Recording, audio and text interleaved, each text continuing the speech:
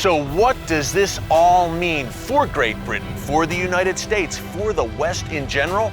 We talked to our good friend Simon Barrett. He's a Middle East expert, national security expert, based here in London. He's host of a great show on Revelation TV called The Middle East Report. And we asked him what this ISIS insurgency means for Britain and for you.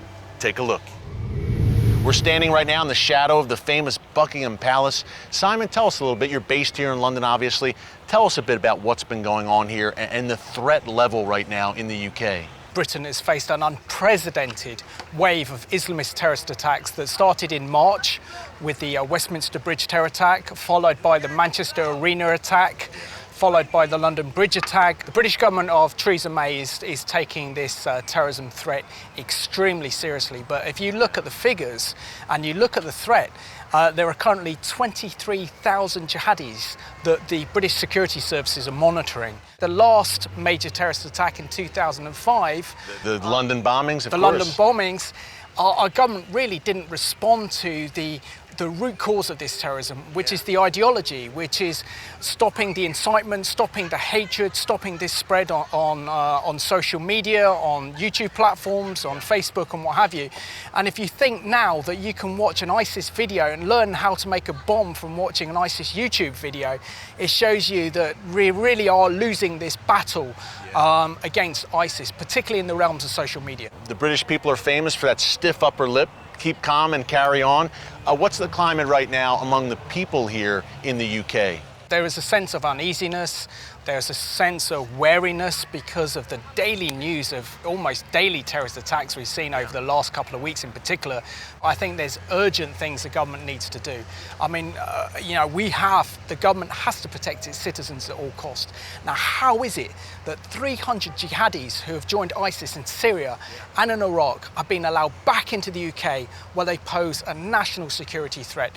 These are the questions that need answering, and these are the questions that need to be solved. Simon, that is a great point. You know, you're talking about the government response. One of the astounding things for me as an American across the pond watching the recent UK elections was that Jeremy Corbyn, who is, to say he's soft on terrorism is an understatement.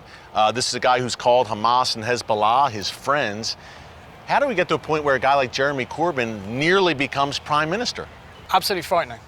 Absolutely frightening. I mean, Jeremy Corbyn supported the IRA, was very keen on supporting political violent movements, and his support now for Hamas, Hezbollah.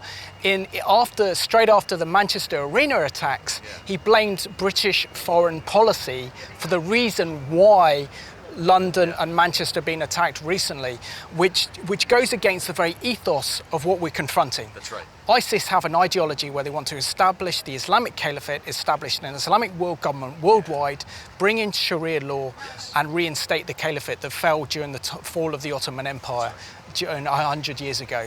So to think that someone like that could hold the keys of power in 10 Downing Street is a frightening thought.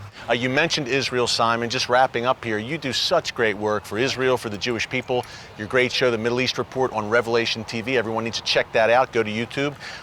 Talk a bit about the climate here of rising anti-Semitism here in the UK and kind of anti-Israel sentiment. What's the latest on that here in the UK? I think fundamentally the British government has to align itself with Israel. Yeah. Because if we don't support Israel in their struggle against terrorism, then we're going to lose this battle against Islamic fundamentalism. Because what the enemies of Israel are also our enemies. And so only by uniting strongly, like the United States Trump administration is doing currently with Israel now, do we have any chance of confronting this jihadi threat that not only threatens Britain, Western Europe, but it threatens the entire Western world. Yeah, and Israel is the first line of defense, Simon, for that Western world. And I think of, wow, the Christian pro-Israel movement really kicked off here in the UK in the 19th century. We hope it's coming back again. We know you're still carrying that banner big time here in London. Simon, thank you so much for joining us. Absolute really pleasure. Appreciate it, my friend.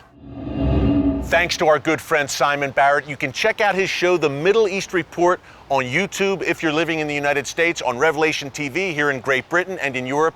He does great work. Well, coming up, when you have a rise in radical Islam, it's always accompanied by a rise in anti-Semitism. We talked to one of Great Britain's top Jewish leaders about the rise of anti-Jewish activity right here in Great Britain. This is very important, folks. You don't want to miss this. Stick around.